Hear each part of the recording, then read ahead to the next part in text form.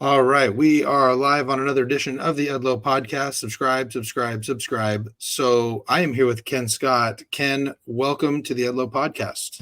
I appreciate being here, man. I'm looking forward to talking to you for a little while. Yeah, this is good. So this is, as I said off air, and anybody who's known me for any period of time, I am a huge mark for the original Ninja Turtle movies. I've seen all of the ones that have come out, all the different ones that have come, but those just have such a uh, they're so near and dear to my heart. They were such a big part of my childhood. I think there was a point where the first movie I could quote line for line as it was going. And so, were you before you played Raphael, who in my mind was the most tortured soul of the four. Mhm. And so what? Or were you a Ninja Turtle fan before you were even involved, or? No, I had heard of the Ninja Turtles because I've been a martial artist my whole life. And when I say my whole life, I mean I was a young man. I started martial arts when I was 12 years old. And once you start martial arts, and if you're really into it, you just get interested in everything martial arts oriented, whether it's Bruce Lee movies or Jackie Chan or Kung Fu series on TV. And it just so happened that I collected comic books. I had Captain America and some other stuff. I was kind of a comic book kid. And somebody told me about this Teenage Mutant Ninja Turtles thing. So I had heard of it. I never sought it out. I never read it or anything like that. And once I ended up on the movie through various ways that I'm sure we'll talk about that I got there, when I was on the movie, I still had no idea what was going on. I mean, I knew there were some turtles involved, and obviously by the title, what they were. But I remember Judith Hogue walking across the stage, and I pointed her to her and I said, "Who's that?" And one of the guys with me said, "Oh, that's April O'Neil." And I was like, "Who's April O'Neil?" And they had to explain, "Oh, she's like Lois Lane and the Turtles." And then this guy walked across the stage, and I pointed at him and I go, "Who's that?" And they go, "Oh, that's Casey Jones." I said, "Who's Casey Jones?" And then they explained it to me. So it was only through working on the movies that I was sort of oriented to the whole canon or the mythology of Ninja Turtles. And then from there, just got introduced to the various parts of it. Did you ever watch the cartoon after doing the show? No, I did not. Okay. Not for any other particular reason other than I don't really have time to sit down and watch a lot of cartoons. And watching the cartoons not really going to change my life in any way. I've already been a Ninja Turtle and done that thing. I really appreciate the voice work that Rob Paulson does and all the other guys and girls, Renee Jacobs, everybody who works on the cartoon. So I think there was some great artistry and craftsmanship from Murakami Wolf and all those guys making the show. But again, I wasn't really a Ninja Turtle fan. So, it's kind of interesting. It's when I go to Comic Cons and things like that, a lot of people want to give me Ninja Turtle stuff, which is beautiful and awesome. And I love it. But the truth, and they always ask me, "Hey, did you see this movie? And what's your favorite episode of this?" And the truth of the matter is that my Ninja Turtle world is seen from quote unquote the other side of the mask. So I'm Right. looking outwards into the turtle world rather than inwards into the turtle universe. Mm. And so my involvement isn't born out of a fandom and a love, but of course I love it now. It's a big part of my life. I feel like the turtle fan community around the world is my extended family. But dare I use this quote, by no means am I comparing myself to John Lennon or the Beatles in any way. But there's the old story that somebody once asked John Lennon, "What's it like to be a Beatle?" And he said, "I don't know. What's it like not to be a Beatle?"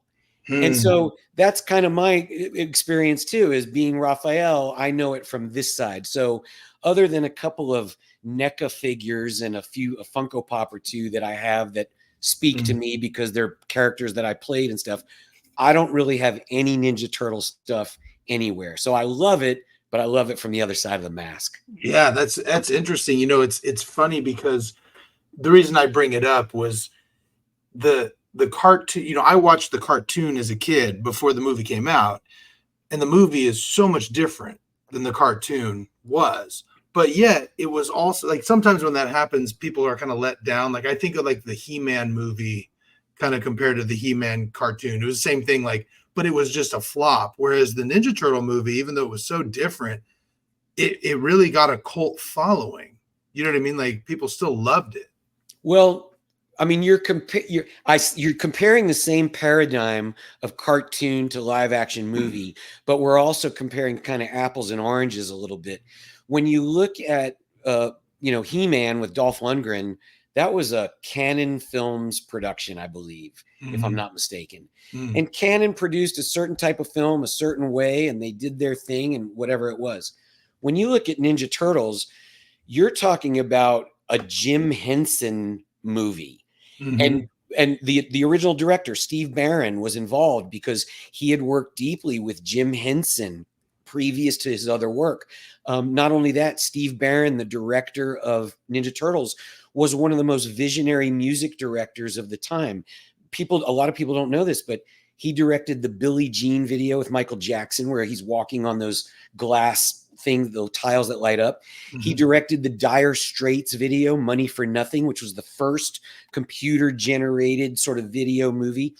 And he directed the most well-known music video of all time from a-ha, the song Take On Me, where the guy's in the comic book. And it's the greatest video ever. So if you look at his work and then you look at Jim Henson, and when it comes to bringing creatures to life, we've all seen puppets in our life, but when you see puppets, it's different than when you see the Muppets. When you see the Muppets, you're seeing Muppets. There's something magical and live and real about it, but there's other puppets that exist in the world. So you can create turtles and monsters and He-Man and all that, but when the magic of the Henson Creature Shop and Jim Henson and all the people that surround that, whether it's Steve Barron or anybody, when that comes together, it infuses whatever that project is with that magical, mystical fairy tale quality that transcends. So when you look at He-Man, Masters of the Universe,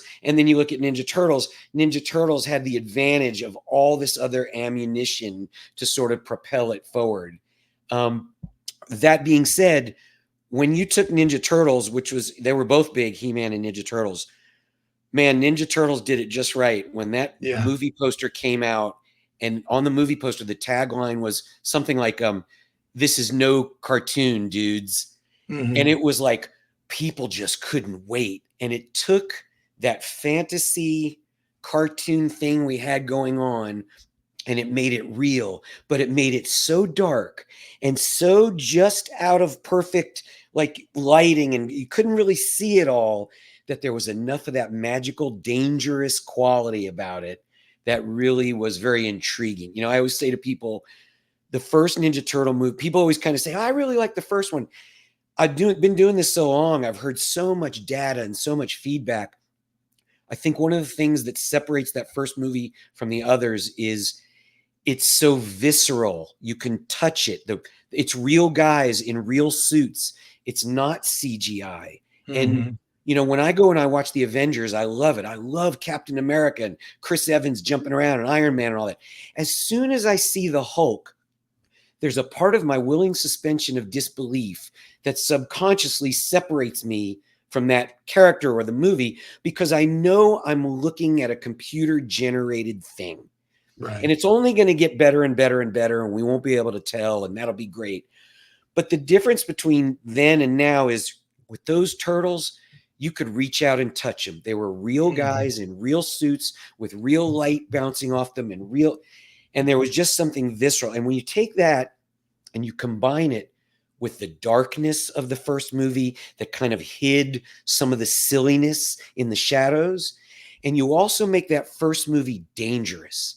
Like in that first movie, there was weapons being used and there was guys going down as if they had been killed and maimed.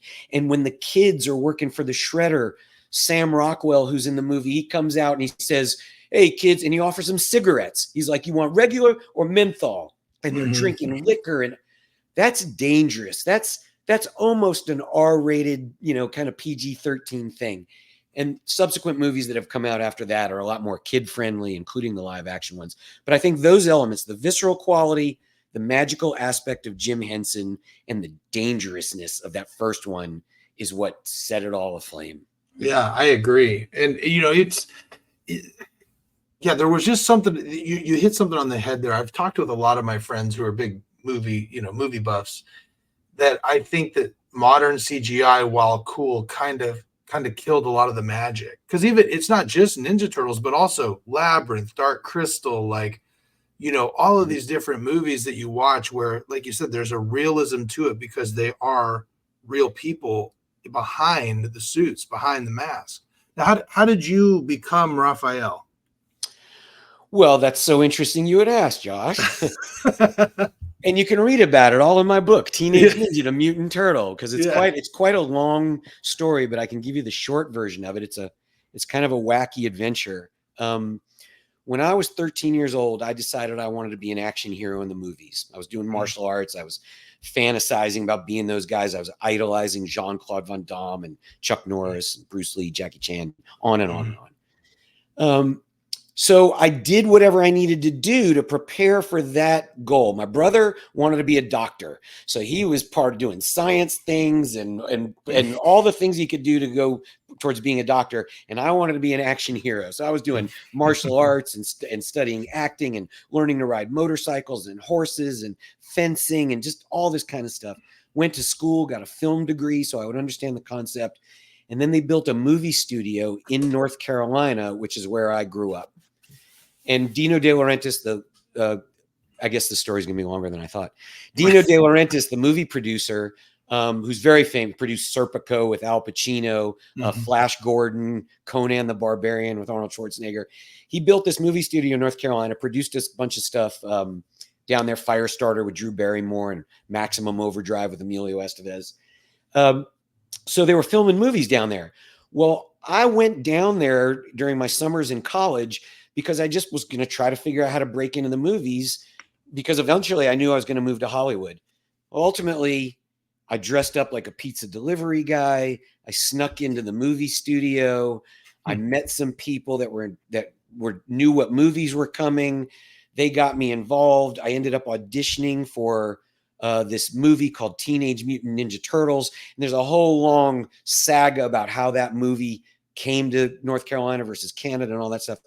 I auditioned and I actually got hired to be one of the foot soldiers, working for the stunt coordinator, Pat Johnson, who's a legendary karate practitioner. And he's in the movie Enter the Dragon. And he taught all the guys in the original Karate Kid. He's actually the referee in the original Karate Kid. Yeah, he's hugely famous. Yeah, I remember him. He's a legend. And unfortunately, he just passed away. So God rest his soul for Pat. Love that man. He was like a mentor and a father figure to me. But he hired me to be one of the foot soldiers for $75 a day. And I was working with the other foot soldiers, and all our job was to fight the stunt turtles, who are all from Hong Kong, and in all the fight choreography, except for Ernie Reyes Jr., who one of the guys from Hong Kong got hurt, and Ernie took his place and doubled for Donatello. So anyway, I was one of the foot soldiers.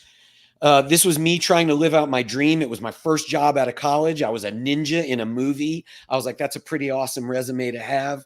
So I wrote a letter to Pat Johnson that just said, hey, these are my dreams and my goals and ultimately what I want to do with my life.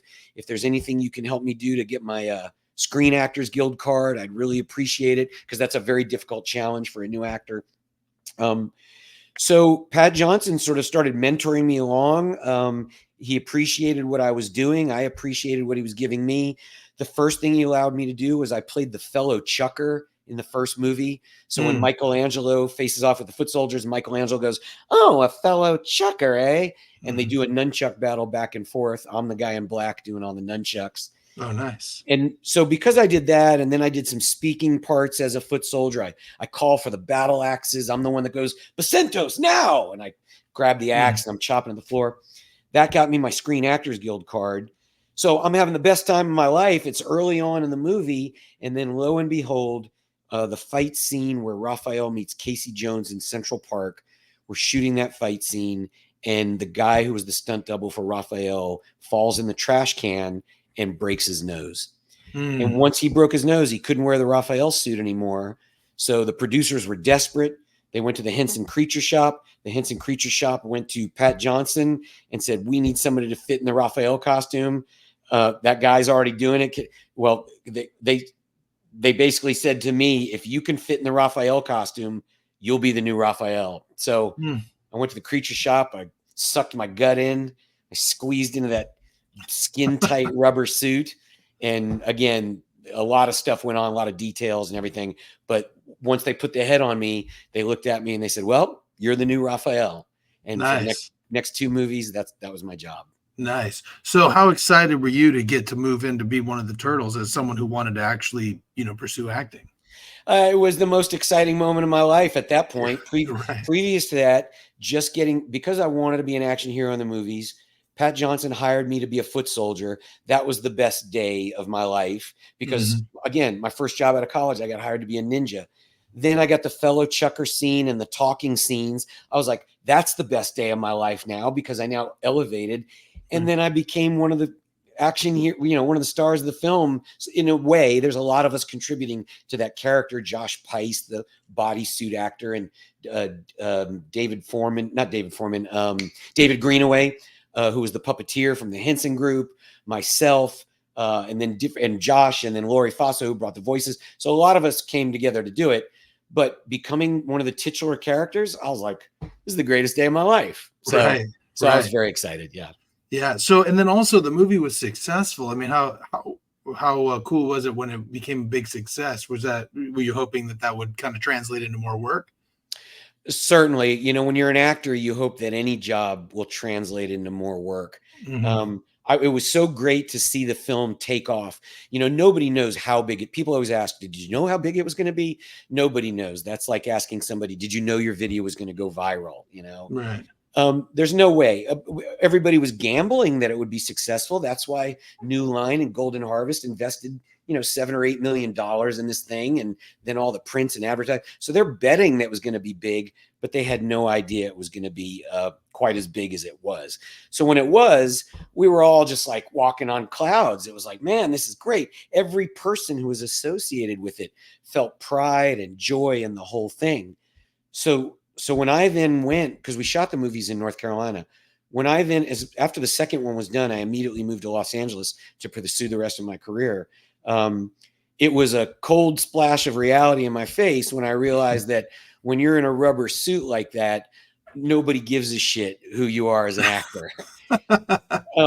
If you want to do more suit work and things like that, that certainly helps you, but nobody can see your face. It's not, nobody who saw that movie was in love with Kenn Scott. They were in love with Raphael. So when I got to LA and started to try to parlay that into other success, I found that the novelty of being a Ninja Turtle and the fact that it was so well known at that point, it was so ubiquitous in society. Everybody knew about Ninja Turtles, and everybody's grandchild and nephew and son and daughter wanted Ninja Turtle stuff. So I was able to sort of take advantage of that to get through doors and things, but it really didn't help elevate my acting career in any way. And I had to find other ways to try to do that. The first of them, trying to be a better actor. Sure. Now, when the second one comes out, do you have, of the two, do you have a favorite? Yeah, the first one by far. Yeah. Yeah. Okay. Why do you like the first one over the second one? Just because of the grittiness? I like the first one for all the reasons we talked about earlier, for the reasons that makes that movie so appealing. The second, I compare the first one and the second one, and I say the first one is, a dark and gritty, like art film, as far as I'm concerned. The second one is like the Four Stooges, and then the third one is the Four Stooges, go overseas. Right. And I wasn't in the third one at all. You dodged a bullet there, Yeah. I also like the first one a lot because even though career-wise, I loved being what they call the actor turtle in the second movie, where I wore the robotic suit and I did all the first unit, quote unquote, acting scenes with, April O'Neil and all that stuff, all the talking and emotion and exchanges. So that was really cool to be a part of that because you're very much the focus of attention of the entire movie making process. The director, the producers, the Henson Creature Shop, everybody's focused on making all that the best it can be, and the lighting and the story. Certainly the action and the stunts are just as important, but all the other stuff is really like what they call first unit. It's just primary. On the first movie, I was more involved with the second unit where we're just doing the action and the fights and all that. that was more fun to do than it Mm, was to be in a hot turtle suit, quote unquote, acting and doing mm, movement work and all that stuff. They were both great, and I'm glad I did them both. And I have, it's very rare. Other Ernie Reyes Jr. and I have similar experiences where we both played multiple types of characters in both movies. He went from stunt turtle in the first movie to actually being a live character as a human being in the second movie. right. And I went from foot soldier to stunt turtle to actor turtle. So we sort of crossed all these bounds. But that first one, when it was new and weird, and we were all having fun doing these stunts, and we were interacting with a team from Hong Kong, which wasn't on the second movie. It was just a great experience. So I love the first one. Yeah. But doing the second one, did you get up there and dance with Vanilla Ice? I did. Yes. How was that? It was both awesome and shitty. Yeah. Yeah, it was That pretty much goes to Vanilla Ice's whole career, Yeah. Well, I think that guy's amazing. That guy was Eminem before Eminem, Yeah. But he got caught up in a time when they didn't really know what to do with him. He was almost ahead of his time, because if they took him down the same road as Eminem, he would have a different, gravitas in the things that he does. But he's still an amazing performer with amazing fans around the world and everything. But I think, and I'm going to project onto Rob Van Winkle at this point, and if I get it wrong, that's, I apologize. But he and I were both about the same age at that time. And he had gold record success in the world. And I think when you're young and pursuing your dreams and doing stuff, if he was anything like me, and I made some mistakes, and I write about the mistakes I made in my book and things I did wrong. I talk all the great successes that I had. I also did things that were really stupid too and hurt me in different ways. And I'm gonna guess that Rob Van Winkle was also a young man who didn't know how to navigate all this new territory. So when he showed up on the movie set, he had this whole entourage around him, and there was this whole kind of thing happening. And I think he was really reveling, living, and taking full advantage of the success and sort of servileness that people were willing to honor him with. And in so doing, watching the producers bend over backwards and do all these things for this guy who's kind of marching around this, set in a way. And again, all this could be my interpretation. I'm not trying to vilify, Right. Vanilla Ice in any way. He's again, a wonderful performer who's done some great things. But what really got me was all the stuff that was happening when we're in the Ninja Turtle suits and we're working there dancing. He could not remember the words to his own song. So during playback, we constantly had to start over and do it over and over and over again. And I don't know why that is. I don't know what was going on. But when that happens and you're in a 65-pound turtle suit wearing 27 electronic motors around your head that are creating heat and a computer strapped to your back, and you're having to do a dance like a professional solid gold dancer, it sucks ass to be doing it over and over and over again.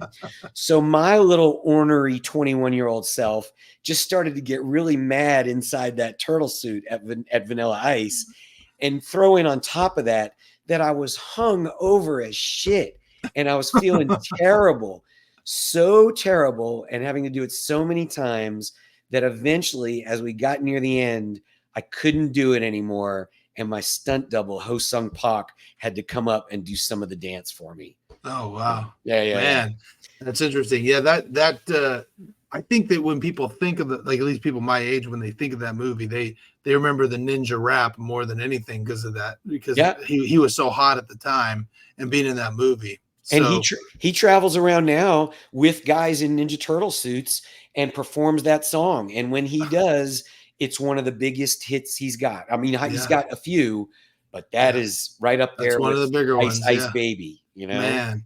Yeah. So now the thing is, listening to your story here about this, I think people who are listening to this are going to look at it and just go, right place, right time. He just got lucky. But like my view of successful people is that it's not luck. You know what I mean? So perhaps you can tell me what do you think it was about you? I mean, you sitting there and you're just like, I decided I wanted to be an action hero, and then boom, next thing you know, I'm a Ninja Turtle. I mean, like, what do you think it was that you did to manifest that?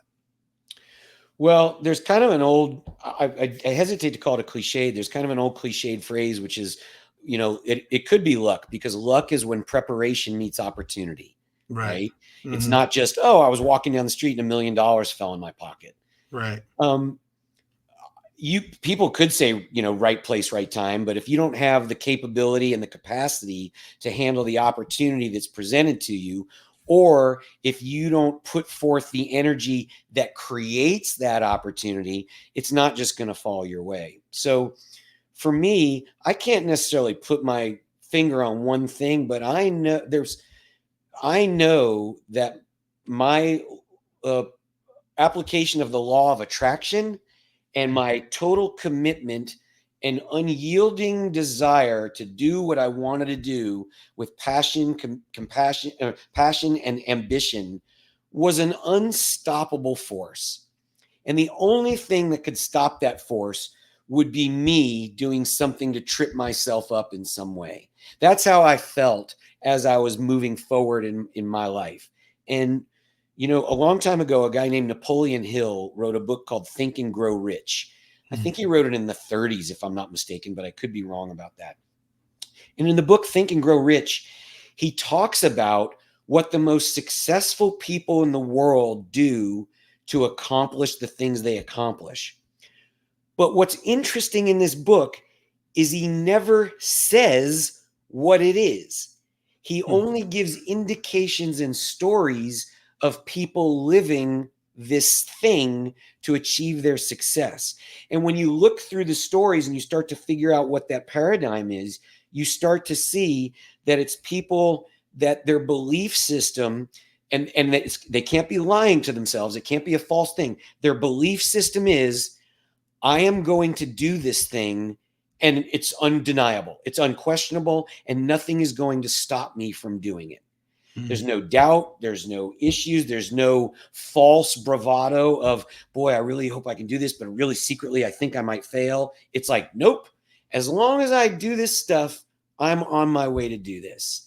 So for me, that's how I lived. I lived with blinders on that I was going to do this thing.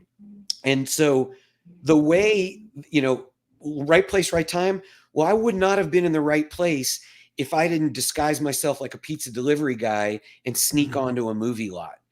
I would have not have been in the right place, or had the right capacity if I didn't spend my whole youth training and becoming a world-class, dare I say, martial artist, so that when I had the opportunity to get in front of Pat Johnson, I was able to do the things he needed me to do to operate a level that was that he needed for a Hollywood movie.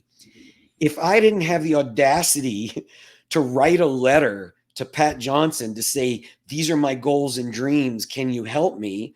He might not have ever done those things to get me those roles to do the next thing. I wouldn't have had the opportunity to be in the place where he could count on me to do those things. So it's not like I was just walking down the street and somebody tapped me on the shoulder and said, hey, you want to be a Ninja Turtle? It was an unfolding of events that for me, I didn't know necessarily what the outcome would be specifically, but I knew that I would reach my goal inevitably. Yeah. And that letter was, I was thinking about that as you were talking. That letter, I got to imagine that he didn't receive a lot of those over the time that he was working. You know what I mean? Like that sounds like something that's just outside the box. I remember one time I used to run a wrestling promotion, like a WWE style wrestling promotion here in Sacramento.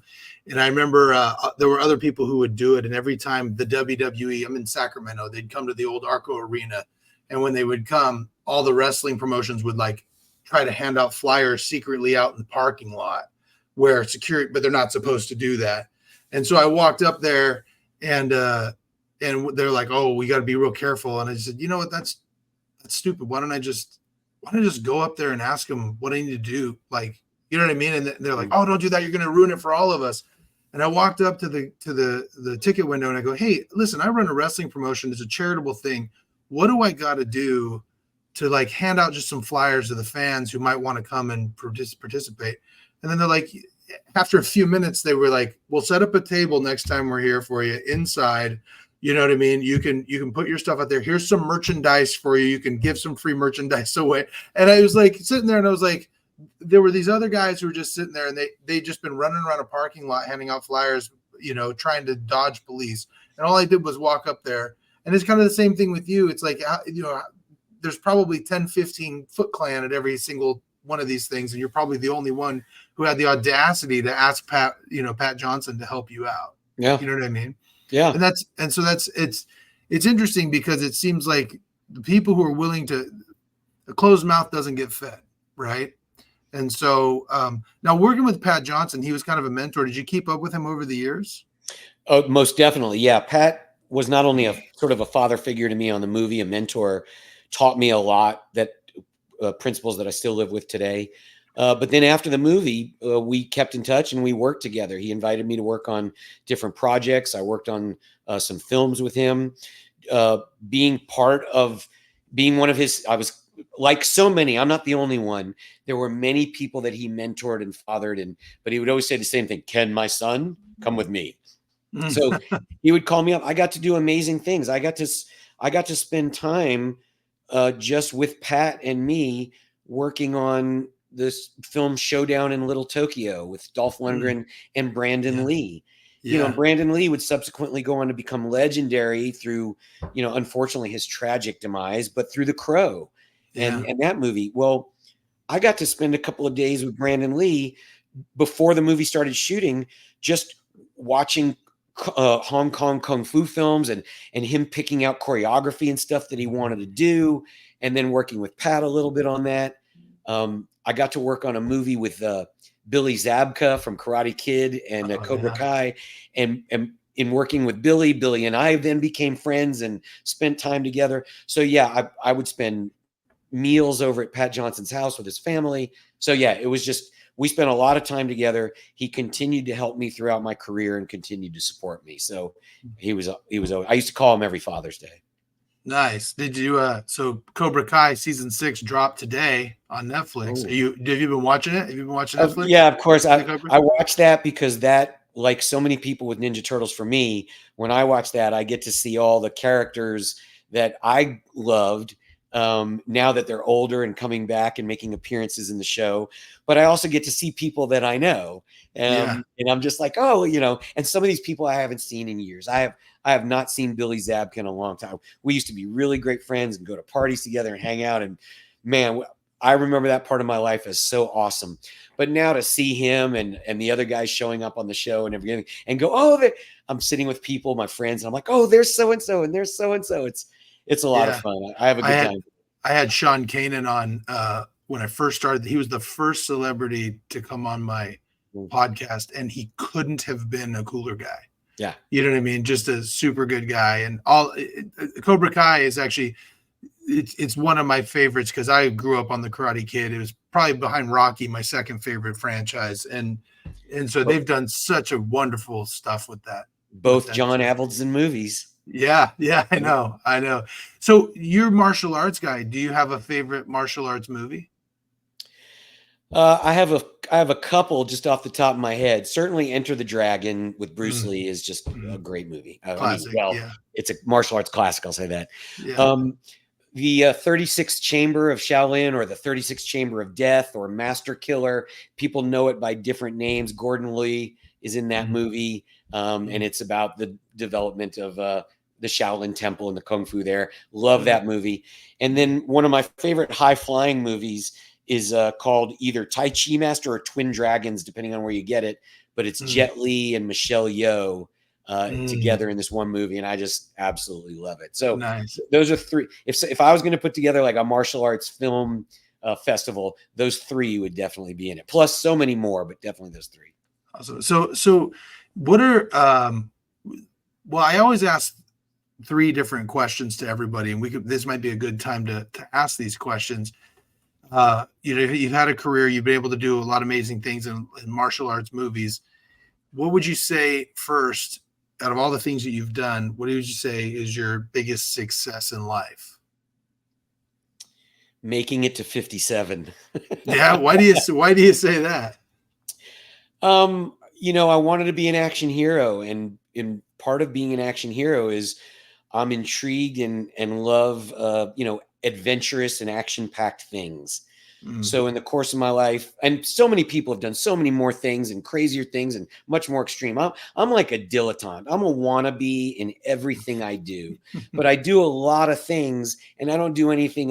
Some of them I do better than others, but there's so many experts out there that I could consult on everything. But throughout my life, I mean, I've ridden motorcycles and jumped out of airplanes and bungee jumped and scaled up the side of my 9-story college dorm and just did stupid things in life. So it's that kind of approach of saying, all right, well, we'll see what happens. It started when I was 5 years old. I jumped off my top bunk bed with a Superman cape around my neck and I broke my foot.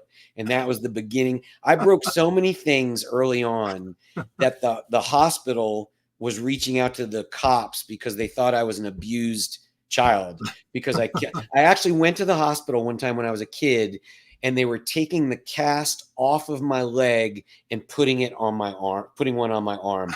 And that's when the doctor was like, we need to call the police. So, man. Oh, wow. Yeah. It's funny. I was just talking to a buddy of mine because I lived a pretty rough and tumble life. I played basketball and then I wrestled and I did the WWE stuff, wrestled all that. And, just generally kind of a rough and tumble guy. And I was just talking to a friend of mine who was having some health problems. And I was like, back when we were 16, if we were going to compare who was going to be having problems, I can still go to the gym 6 days a week. I'm surprised that you're not. You know what I mean? It's kind of a charmed life to be able to get through all that stuff. Yeah.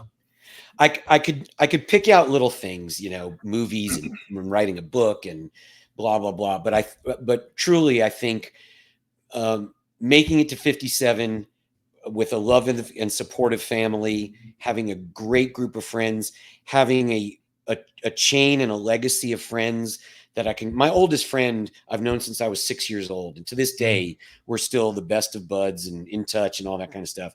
And being able to look back at that and having that in my life at this point, that is definitely the biggest success over other material things and all that kind of stuff. Yeah, that's awesome. So what would be your biggest failure in life and what did you learn from it?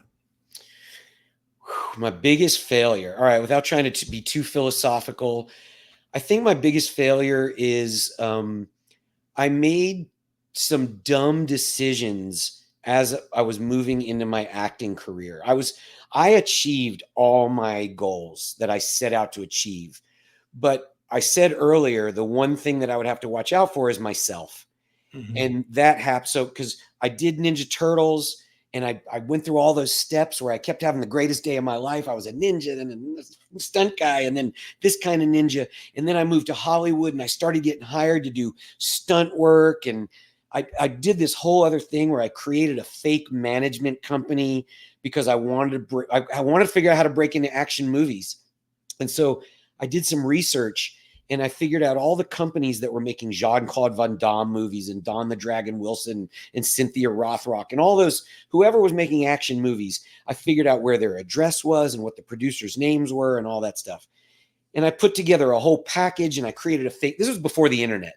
So, nobody was using computers to do this stuff at this point. So I had to use typewriters and Kinko's Copy Center, and I made fake letterhead and all this kind of stuff. And I ended up, the long story, just a little bit longer, I ended up signing a 2-picture deal with Imperial Entertainment.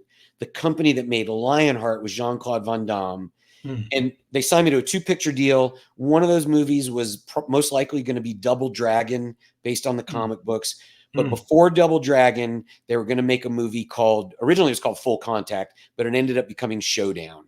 And for anybody that's watching this, you can see this poster back here. But it was a karate movie made in 1993, and it was basically like Karate Kid, and I was the Ralph Macchio character. And instead of Mr. Miyagi being the teacher was Billy Blanks, who was a former cop who quit the force and became a janitor at a high school, sees me get beat up, teaches me karate, and I beat up the bad guy and win the girl. Well, this was it. This was the next greatest day of my life. I actually signed with a Jean Claude Van Damme production company to make my own movie that I got to star in and be on the poster. I was on my way to doing everything that was undeniable and inevitable. And somewhere in there, I made the mistake of every once in a while, I'm sure I got a little too big for my britches and I probably opened my mouth and said a couple things. I probably didn't endear myself too well because I was kind of full of myself. But I made a stupid mistake. I went to my agent at the time after looking at my paycheck that I'd gotten from Showdown, because I didn't get rich making Showdown. You don't get rich off your first movie. You do if you're a big star and, you know, somebody they're grooming. But when you're making, you know, independent karate movies, you get what you can and SAG minimum and all these things. I went to my agent. I said, you know, I don't think they paid me for overtime for this day or that day. Or I made some stupid complaint about my paycheck missing, I don't know, a little bit of check. I did not understand the ramifications of making that complaint to my agent, because what it meant, and I didn't know this. If I had known this, I never would have said anything. If I had known it, this is what happened. My agent went to SAG and said, with the Screen Actors Guild, and said, hey, we think there's an issue here. He filed a complaint or whatever. And what that means is SAG puts a lock on this escrow money that a producer has to put in order to get a SAG signatory movie going, because that way SAG has a guarantee they can pay the actors. Well, as long as the production company does everything they're supposed to do, SAG releases that escrow money to them during post-production so they can use the money to pay for sound mixing and all the other stuff that they got to pay for. Well, when somebody complains, it locks down that escrow money, and the producer cannot access it until SAG figures out whatever the problem is. And, you know, I mean, SAG is a little mini bureaucracy, so it takes a while and shit has to happen. Well, I didn't realize this, but years later, I became a producer, and an actor did that to me. And when the actor did that to me, I got pissed because they locked up production money that I needed to pay other vendors to do things. Well, I didn't realize that happened. When I did that to Imperial Entertainment, I know for a fact, because one of my mentors and teachers worked at Imperial Entertainment at the time. He was a producer at that company. The producer of Showdown stood up in the room and said, Kenn Scott will never work in this town again. And what happened was all the other independent martial arts movie companies that thought about doing something, because once one company does it, the other company's like, oh, let's work with that guy because they can build on each other and create revenue overseas. That was the end. Deal. It killed my Double Dragon deal. So I lost that movie and I lost everything else that came after that. And so I was just basically out on the street after that. And I think that stopped the trajectory of what could have been anything else that I might have become after that. Man, that's, I think, my, other than sometimes being a shitty individual to people and being an asshole, that to me is my biggest failure and regret. Yeah, bummer. But you know, the thing is, though, is live and learn, right? Like, you learned a great lesson from that, and it sounds like you're still real happy where you're at. So look, I am. Ultimately, you have to deal with these things that happen in your life. You know, if I could go back in time and make a different decision with the hope that my trajectory would have me living in Malibu or the Hollywood Hills in a mansion, you know, and still making action hero movies like Jean Claude Van Damme, yes, I would go back. So yeah. Am I happy in my life now? Absolutely. Do I know I made a stupid decision and wished I did something different? Absolutely. Right. But I didn't know any better and it happened. So I just got to deal with it. But I don't walk around morose or depressed or anything like that about it. I walk around mostly going, you stupid fucking idiot. That's it. Well, we all have one or two of those moments. That's for sure. Some of us more than others. That's two questions, I think, right? Yeah. The last one was, if you one day, hopefully way down the road, you're going to pass away, and when you do, there'll be a funeral, and then you'll have a eulogy. What is the one thing you hope someone says about you in your eulogy? Oh God, man. It's interesting that you asked that question because as we go through life, right, we go through different stages of development. And I'm a big student of the human journey and Joseph Campbell and the mythology of humanity and all that stuff, and the way religion teaches mythology and everything. And for me, at least, I believe that there's different stages in your life where you go through big spiritual growth. You move to another level. A lot of people don't, but if you're open to it and you cultivate that kind of learning, you do. And culturally speaking, we all recognize that at 12 or 13, there's a change that happens. I mean, across cultures, they send kids out into the wild to find their way home when they're 12 and 13. Kids get bar mitzvahed when they're 12 or 13. Quinceañeras come just a couple of years after that. So we all realize every culture celebrates the fact that right around that age, there's a certain step that goes from childhood to the next level of development. I'm also a believer that once you hit that 28 to 33 range, there's another development. That's why, Jesus is 32 in the Bible. Buddha was like between 30 and 33 as he achieved enlightenment.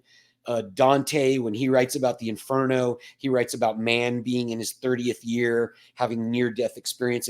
And so mythologically speaking, we all go through another developmental change at about somewhere between 28 and 33. Hopefully. A lot of people don't, and they get arrested development. After that, then there start to be other things where I'm still kind of looking back and figuring out what the paradigm is. But recently, as I got into my 50s, I did go through another level where I started questioning, how I was living and whether I was I walking the walk or just talking the talk? And how did I know what that was? How could I tell the difference of, am I just giving lip service to the values and things that I want to live by, or am I doing them? And I asked myself that same question. I said, when I die, what are people going to say? I didn't say, how do I want people to talk about? Because you want people to go, he was the greatest guy ever, gave the greatest hugs, and he gave to charity. I wish people would, but how are they going to talk about me? And once they said that, that's when I really started to apply myself back towards the fundamental beliefs and things that I think really kind of maybe got me my early success in life. And one of the most important things for me was being a martial artist and how important that is to me in my life. I started, 40, what is it now? 44 years ago, 45 years ago in martial arts. And it's always been a part of my life. There's certainly been periods where I train harder than others, but it's always been something. And rather than just being a martial artist, sorry, I know this is kind of a long-winded answer, but it's not so much about, the superficial part is what do you want people to say about you? But what you're really asking is what kind of person do you want to be? Right. Right. And the kind of person I want to be is I want to be a martial artist who lives by those values and codes of Bushido. I always have. I've tried to live with a deep, deep sense of honor as a person and doing the right thing by people, whether somebody's watching or not. Have I always succeeded in that? No, absolutely not. But do I want to? Do I strive to? And do I think I'm doing a better job as I've gotten older and had sort of a more metacognitive awareness of where I am? Yes. So I want people to say, man, he was real. He was honest. He was a real martial artist, and he stood by and cultivated friendship and sort of love wherever he could. That's, I'd like to hear those words maybe. Yeah. I appreciate this conversation. I appreciate everything that you've said. It's an honor to meet somebody who actually, I don't mean it lightly when I say it was a big part of my childhood watching that movie, and you were a part of that. So I appreciate that so much. And I do want to read your book. So where can people find your book, and where can people find you? Well, the book is called Teenage Ninja to Mutant Turtle, Becoming the Real Raphael. It's available on Amazon. All you really got to do is go to Amazon and type in Kenn Scott book, and make sure you type Kenn with 2 N's, Kenn, Scott, SCOTT book. But you can also go to turtleconfessions.com. And at turtleconfessions.com, that's basically my author website. And there's some videos and things like that. There's a lot of extra material, but there's links on there to Amazon where people can go and get the book. The book is available in a print version. It's only $10. If you're a fan, if you're a fan of the movies, I highly, highly recommend you spend the $9.99 to get the book. It's not priced high because I'm not trying to make money off the book. I don't care about the when I see a check come into my bank for each book, I'm making $1 or whatever it is. It's fine. I'm glad. But I really wrote this book because these are all the stories I tell at Comic-Cons and all the interest that fans have had for 35 years now about how we did it and what went on behind the scenes and all that stuff. So having a paperback, and for those who are watching this, it's really a cool book. It's got a nice feel to it, but there's pictures in the back. It's available in hard copy for $9.99. It's also available in Audible. And I don't know what the Audible version costs because Amazon sets their own prices for that. But it's me doing the whole book. It's me telling all the stories and everything. So you can go to turtleconfessions.com, find the link to Amazon. Certainly anybody can find me on social media. On Instagram, it's Kenjitsu, Kennjitsu, Kenjitsu. And then also on Facebook, I'm Kenn Scott Raphael. So I'm out there. I spend, I've got stuff on Instagram and Facebook. For people that are fans of this stuff, if they go to Kenjitsu and follow me, every time I go to Comic-Cons, I do a big burst of content while I'm at the Comic-Cons, sharing celebs and Ninja Turtle behind the scenes stuff and all that kind of stuff. So for Ninja Turtle fans, hopefully it's a treat because it's a treat for me to do it. Awesome. Well, Kenn, it's been a pleasure to talk with you. For those who are listening, subscribe as always, follow Kenn Scott. And Kenn, it's been a pleasure. We'll have to do this again. I would enjoy that. Thanks a lot. After I read your book. You got it. That's a deal. All right, man. We'll talk to you later. Okay. Thanks a lot.